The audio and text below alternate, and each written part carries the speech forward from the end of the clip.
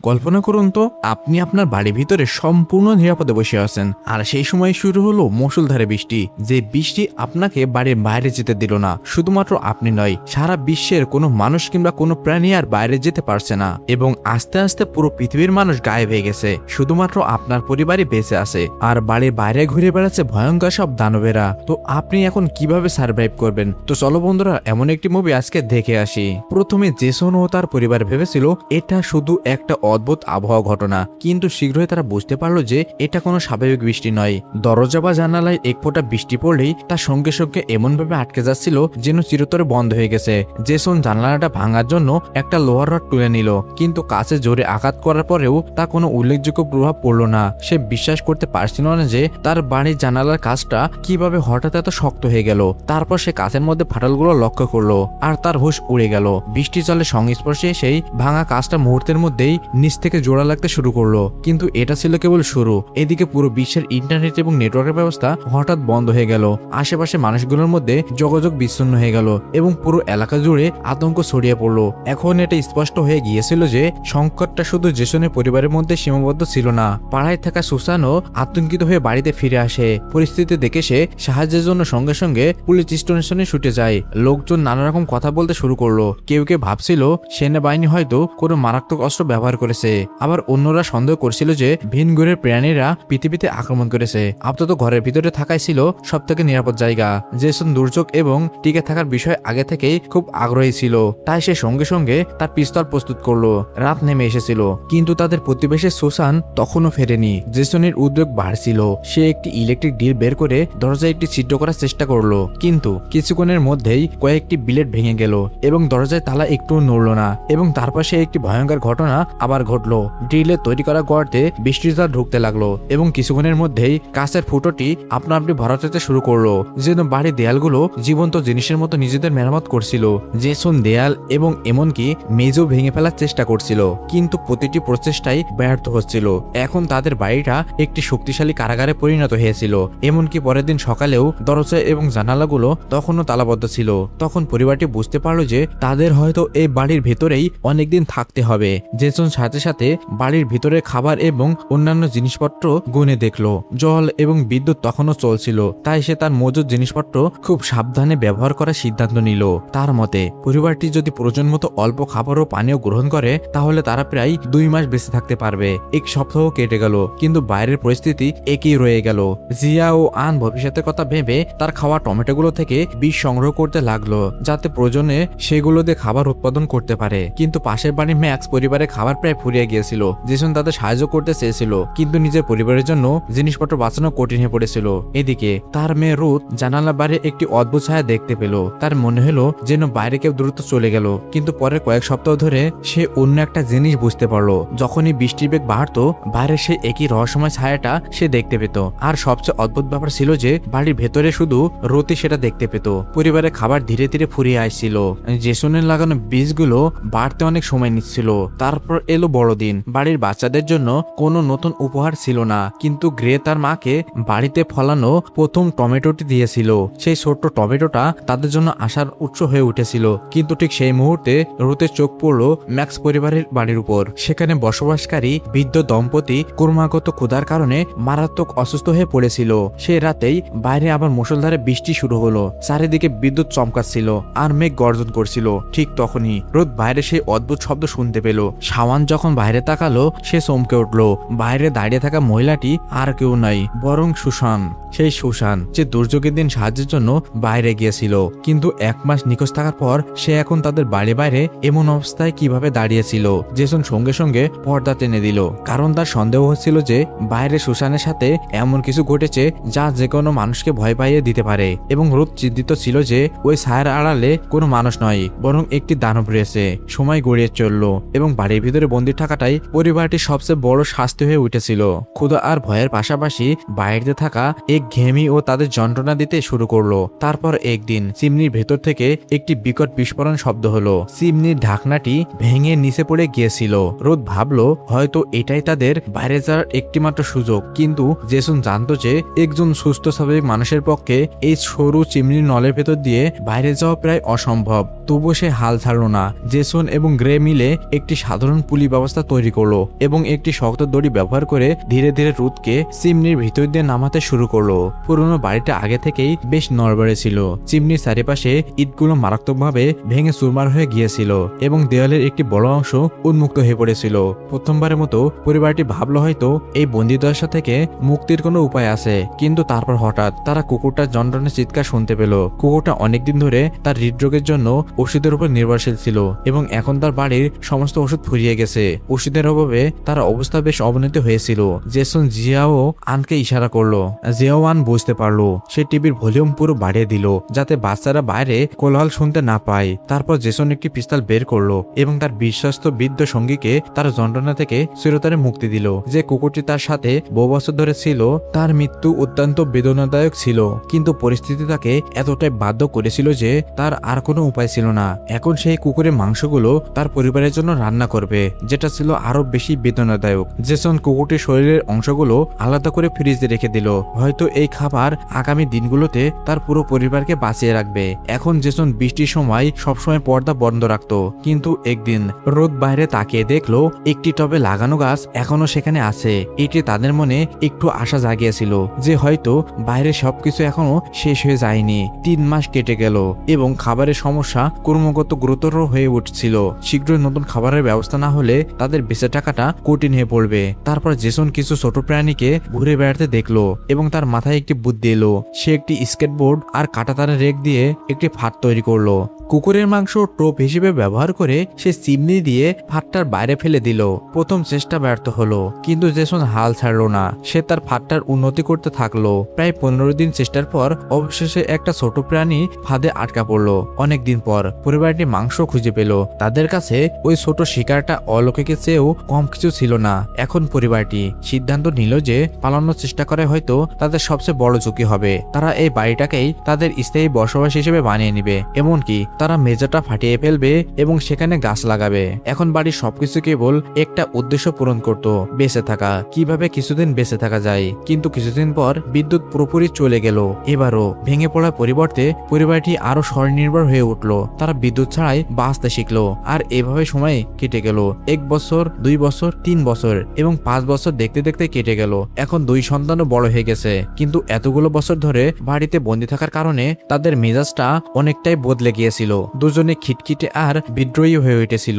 যে বয়সে তাদের খেলাধুলা করে বাইরে জগতে ঘুরে বেড়ানোর কথা, সে বয়সে তারা ঘরের মধ্যে আটকা আছে। তারপর একদিন বাইরের আকাশে বিদ্যুৎ চমকালো। প্রচন্ড বজ্রপাতের শব্দ শুনে জেসন এবং তার পরিবার সঙ্গে সঙ্গে সতর্ক হয়ে গেল। 5 বছরে জেসন পুরোপুরি বুঝে গিয়েছিল বৃষ্টির সাথে আসা এই রহস্যময় প্রাণীগুলো কতটা বিপজ্জনক। তারা শুধু বৃষ্টি নিয়ন্ত্রণ করতো না, বরং অবশিষ্ট মানুষদেরও শিকার করত। এবং সেদিন একটি দানব ঠিক তাদের বাড়ির বাইরে দাঁড়িয়েছিল। জিয়াওয়ানের মনে পড়লো বাড়িতে রাখা পিস্তলটির কথা এবং সে চুপচাপ উপরে গেল সেটা আনতে। কিন্তু তারপর রুথ লক্ষ্য করলো দৈত্যটার শরীর থেকে এক অদ্ভুত তরল ঝরে পড়ছে। তরলটা ছিল নোনতা, ঠিক সমুদ্রের জলের মতো। সঙ্গে সঙ্গে রুথের মনে একটা প্রশ্ন জাগলো, এই দৈত্যগুলো কি সমুদ্র থেকে এসেছে? হঠাৎ 5 বছরের মধ্যে প্রথমবারের মতো ঘরে সূর্যের আলো এসে পড়লো। বৃষ্টি প্রায় থেমে গিয়েছিল, কিন্তু তারা জানতো না যে বৃষ্টির এই বিরতি তাদের জন্য কোনো স্বস্তি নয়, বরং এক নতুন বিপদ বয়ে আনবে। বৃষ্টি থামার সঙ্গে সঙ্গে পরিবারটি এক নতুন সমস্যার সম্মুখীন হলো। দৈত্যটা যেখানে যেত তার শরীর থেকে ঝরে পড়া নোনতা তরল মাটিতে গিয়ে পড়তো। সেই লবণের কারণে তাদের ফসল শুকিয়ে যেতে শুরু করলো। এমনকি এত বছর ধরে জমে রাখা বৃষ্টির জলও নোনতা ও পানের অযোগ্য হয়ে গিয়েছিল। যদি তারা জল খুঁজে না পায় তাহলে অল্প সময়ের মধ্যে পুরো পরিবার তৃষ্ণায় মারা যেতে পারে। হঠাৎ ঘরের ভেতর থেকে রোদের চিৎকার শোনা গেল এবং তাদের স্বয়ংক্রিয় ফাঁদটা অবশেষে কাজ করেছিল এবং একটি বুনো বেজিকে ধরেছিল। রুট সেটির দিকে তাকিয়ে ভাবলো সে হয়তো এটাকে পোষ্য হিসেবে রাখতে পারবে, কিন্তু সে কিছু করার আগেই বেজিটা তাকে জোরে কামড় দিল। সেই রাতে রুতের প্রচন্ড জ্বর এলো। বাড়ির ওষুধপত্র ইতিমধ্যে শেষ হয়ে গিয়েছিল। যদি চিকিৎসার ব্যবস্থা না করা হয় রুথ মারা যেতে পারে। বাড়ি ছেড়ে যাওয়া ছাড়া জেসনের আর কোনো উপায় ছিল না। সে তার গাড়িটা প্রস্তুত করলো। সে 5 বছর ধরে এটির যত্ন নিচ্ছিল, কিন্তু পেট্রোল প্রায় শেষ হয়ে এসেছিল। জেসন তার সমস্ত শক্তি দিয়ে গাড়িটা গ্যারেজের দরজায় ধাক্কা দেওয়ার সিদ্ধান্ত নিল, কিন্তু গাড়িটা মারাত্মকভাবে ক্ষতিগ্রস্ত হলো। কিন্তু দরজা খুললো না। তারপর জেসন মাটির দিকে তাকালো। মেঝেতে একটি ফাটল দেখতে পেল। এই 5 বছর ধরে পুরনো বাড়িটা ধীরে ধীরে দেবে গেছে। গিয়েছিল এবং গাড়ির প্রচন্ড ধাক্কায় সম্ভবত মাটির নিচে একটি পথ তৈরি হয়ে গিয়েছিল। জেসন সঙ্গে সঙ্গে মেজের টালিগুলো সরাতে শুরু করলো। শীঘ্রই তার সামনে একটি বিশাল সুড়ঙ্গ আবির্ভূত হলো। এটা ছিল প্রধান পয়গ নিঃশাসন লাইন, যা পুরো এলাকার অনেক বাড়িকে সংযুক্ত করেছিল। জেসনের মনে পড়ল যে পাড়ায় একজন লোক থাকেন যিনি একজন দন্ত চিকিৎসক। তার বাড়িতে অ্যান্টিবায়োটিক এবং অন্যান্য প্রয়োজনীয় ওষুধ পাওয়া যেতে পারে। জিয়াওয়ান অন্যদের চেয়ে বেশি রোগা ও দুর্বল ছিল, তাই সে নিজের নর্দমার ভেতর দিয়ে যাওয়ার সিদ্ধান্ত নিল। নিজের শরীরে একটি দড়ি বেঁধে সে সুড়ঙ্গের ভেতরে নামতে লাগলো। কিছু দূর হাঁটার পর সে আলগা ইটের একটি দেয়াল দেখতে পেল। সে সেটি পার হয়ে কোনো মতে দন্ত চিকিৎসকের বাড়িতে পৌঁছালো, কিন্তু সেখানে দৃশ্যটা দেখে সে ভয় পেল। দন্ত চিকিৎসক এবং তার পরিবার অনেক আগে মারা গিয়েছিল। বাড়িতে শুধু তাদের শুকনো হাড়গুলো পড়েছিল। অবিরাম বৃষ্টিতে পুরো বাড়িটা ধ্বংস হয়ে গিয়েছিল। তারপর হঠাৎ আকাশে বিদ্যুৎ চমকালো আর আবার মুষলধারে বৃষ্টি শুরু হলো। জিয়াওয়ান অবশেষে কয়েকটি বোতল দেখতে পেল। সেগুলোতে অ্যান্টিবায়োটিক ছিল। রোদকে বাঁচানোর আশা আবার জেগে উঠল, কিন্তু তারপর তার মনে পড়ল যে দানবদের দৃষ্টিশক্তি দুর্বল হতে পারে, কিন্তু তাদের শ্রবণ শক্তি অত্যন্ত প্রখর। সে নিঃশব্দে নর্দমার দিকে ফিরে যেতে শুরু করলো। এদিকে জেসন বাইরে থেকে দেয়াল ভেঙে একটি পথ তৈরি করলো এবং কোনোভাবে অন্য পাশে দানবটিকে আটকে দিতে সক্ষম হলো। অ্যান্টিবায়োটিক পাওয়ার পর রোদের অবস্থা ধীরে ধীরে উন্নতি হতে লাগলো, কিন্তু এখন দানবরা তাদের আস্তানা খুঁজে পেয়েছে। জেসন জানতো যে তারা এখানে বেশি দিন লুকিয়ে থাকতে পারবে না। তাদের যে কোনো ভাবে এখান থেকে বের হতে হবে। পরিবারটি বাড়িতে থাকা জিনিসপত্র জড়ো করে একটি ফাঁদ তৈরি করলো। তাদের পরিকল্পনা ছিল দানবটি প্রলুব্ধ করে বাড়ির ভিতরে আনা এবং তারপর তাকে ফাঁদে ফেলা। তাদের মাত্র কয়েক সেকেন্ড সময় দরকার ছিল, কিন্তু দৈত্যটা দরজার কাছেও এলো না। হঠাৎ দরজা জলে ভরে যেতে শুরু করলো। মুহূর্তের মধ্যে জল দ্রুত বাড়িতে ঢুকতে লাগলো এবং পুরো বাড়িটা একটা সমুদ্রের মতো হয়ে গেল। এখন পুরো পরিবার বুঝতে পারলো যে দৈত্যটা তার কৌশল বদলে ফেলেছে। দরজা ভেঙে ভেতরে আসার পরিবর্তে সে পুরো পরিবারটাকে ডুবিয়ে ধ্বংস করে দিতে চেয়েছিল। জিয়াওয়ান তাদের প্রস্তুত রাখা দাহ্য বোমাটা তুলে নিল। সে ওটাকে আগুন ধরিয়ে জলে ছুড়ে দিল। একটি বিকট বিস্ফোরণ হলো। দৈত্যটা আহত হলো, কিন্তু ধ্বংস হলো না। এদিকে জল বাড়তেই থাকলো। পুরো পরিবার দৌড়ে দোতলায় গেল এবং তারপর চিলকোঠায় গেল। এখন তাদের কাছে কেবল শেষে একটি সুযোগ ছিল। যদি ফাঁদটা কাজ না করে তাহলে বাড়তে থাকা জল তাদের ডুবিয়ে দিবে। ঠিক তখনই তাদের ঘরটি ডেবে যাওয়ার কারণে নিচে একটি ফাটলের সৃষ্টি হয়েছিল এবং সেই ফাটল দিয়ে পানি বের হয়ে যেতে শুরু করলো। ঠিক তখনই জেসনের হাতে থাকা অস্ত্রটি দিয়ে সে জন্তুটার দিকে একটি গুলি ছুড়লো এবং সেটাকে আঘাত করলো। আর তখনই গাড়িতে থাকা একটি দড়ির সাহায্যে ফাঁদের মধ্যে জন্তুটি আটকা পড়লো, কিন্তু দরজাটা তখনও বন্ধ ছিল। জেসন বারবার সেই জন্তুকে বলছিল দরজাটা খুলে দিতে, কিন্তু কোনো কাজ হচ্ছিল না। অন্যদিকে গাড়িটা ঘুরছিল আর সেটার সাথে বেঁধে রাখা দড়িটা দৈত্যটার শরীরকে আরো শক্ত করে পেঁচিয়ে ধরছিল। ওটা যত মুক্ত হওয়ার চেষ্টা করছিল দড়িটা ততই শক্ত হচ্ছিল। ঠিক তখনই রুথ মনোযোগ দিয়ে দৈত্যদের দিকে তাকালো আর সে বুঝতে পারলো যে এটাই সেই ফ্রেন্ডলি দৈত্যটা যেটা ছায়া সে আগেও দেখেছিল। তার মুখে ভয়ের বদলে হঠাৎ বিস্ময় ফুটে উঠলো। সে এমন কিছু বুঝে গিয়েছিল যা 5 বছরে পুরো পরিবারের কেউ বুঝতে পারেনি, যে প্রাণীটা তাদের শত্রু নয়। এই প্রাণীকে বুঝতে হলে তাকে ভালোবাসতে হবে, তার প্রতি দয়া মায়া দেখাতে হবে এবং তার সাথে লড়াই করেও কোনো লাভ হবে না। তার সাথে সিম্পেথি দেখানোর মাধ্যমেই তাকে বুঝতে হবে। আর জেসন ঠিক সেটাই করে। জেসন প্রাণীটাকে আর হত্যা করে না, তার বাধা দড়িগুলো কেটে দেয় এবং তার হাতে থাকা ছুরিটাও ফেলে দেয় এবং সে নিজেকে সেই প্রাণীটার সামনে নিজেকে সমর্পণ করে এবং বোঝাতে চায় যে তার ভিতরে মায়া আছে। সে প্রাণীটার সাথে লড়তে চায় না। তখন প্রাণীটাও তাদেরকে আর আক্রমণ করে না এবং ঘরের দরজাটা খুলে দেয়, যেটা গত 5 বছর ধরে তালা দেয়া ছিল। যে দরজাটা খোলার জন্য তারা এত চেষ্টা করছিল তা এই প্রথমবারের মতো খুলে গেল। জেসন এবং তার পুরো পরিবার এক মুহূর্ত দেরি না করে বাড়ি থেকে বেরিয়ে পড়লো, কিন্তু বাইরে পা রাখা মাত্রই তারা এই মৌলিক জগতের মুখোমুখি হলো যা তারা কখনো কল্পনা করেনি। জেসন এবং তার পরিবার দেখতে পেল বাইরে এমন শত শত দৈত্য রয়েছে, যেগুলো তাদেরকে দেখা মাত্রই তাদেরকে আক্রমণ করার জন্য তেড়ে আসলো। তবে ঘরের মধ্য থেকে সেই দৈত্যটা বেরিয়ে আসলো এবং অন্য সব দৈত্যদের ইশারা করলো তাদেরকে যেন না মারা হয় এবং অন্য সব দৈত্যরা সেটাই শুনলো। এরপর জেসনের পুরো বাড়িটা মাটির মধ্যে ধসে গেল এবং তারা নতুন দিগন্তের জন্য অপেক্ষা করলো। আকাশ ছিল সম্পূর্ণ পরিষ্কার। 5 বছরের মধ্যে এই প্রথমবার পৃথিবীতে সূর্যের আলো এসে পড়েছে, কিন্তু এই আনন্দ ছিল ক্ষণস্থায়ী। পুরো পরিবার একটি আরবি বা ক্যাম্পার ভ্যানের ছাদে উঠে দূর দিগন্তে তাকালো। তাদের সামনে যা দেখলো তাতে সবাই হতবাক হয়ে গেল। যেখানে একসময় একটি গোটা শহর ছিল সেখানে এখন কেবল জল দেখা যাচ্ছে, শুধু জল আর জল। 5 বছরে একটানা মুষলধারে বৃষ্টি পুরো পৃথিবীর মানচিত্র বদলে দিয়েছে। শহরের একটি বড় অংশ ডুবে গেছে।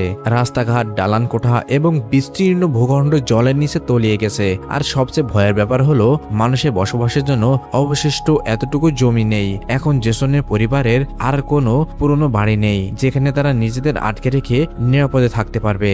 তাদেরকে এখন এক নতুন পৃথিবীতে বাঁচতে শিখতে হবে। 5 বছর ধরে টানা 4 দেয়ালের মধ্যে বন্দী থাকার পর অবশেষে পৃথিবীটা তাদের সামনে উন্মুক্ত হলো। তারা তাদের জিনিসপত্র নৌকায় বোঝাই করে সমুদ্রের দিকে যাত্রা শুরু করলো। এখন আর কোনো বন্ধ দরজা ছিল না, কোনো দেওয়াল বা তাদের পৃথিবী থেকে আলাদা করতে পারতো এমন কোনো বাড়িও ছিল না যা তাদেরকে চিরকালের জন্য বন্দী করে রাখবে। জেসন এবং তার পরিবার অবশেষে মুক্ত হলো, কিন্তু তাদের পুরনো পৃথিবী শেষ হয়ে গেছিল। 5 বছর আগে তারা যে পৃথিবী ছেড়ে এসেছিল তা আর আগের মতো ছিল না। সামনে ছিল কেবল অন্তহীন সমুদ্র আর অজানা এক ভবিষ্যৎ। তবুও এত বছরের মধ্যে এই প্রথমবার ভয়ের বদলে তাদের মনে একটি জিনিস ছিল, আশা। নৌকাটি ধীরে ধীরে সমুদ্রের দিকে এগিয়ে গেল এবং জেসনের পরিবার তাদের জীবনে এক সম্পূর্ণ নতুন অধ্যায় শুরু করলো। তো বন্ধুরা, ভিডিওটি এ পর্যন্তই। যদি ভালো লেগে থাকে তো অবশ্যই একটা লাইক দিয়ে দিবে।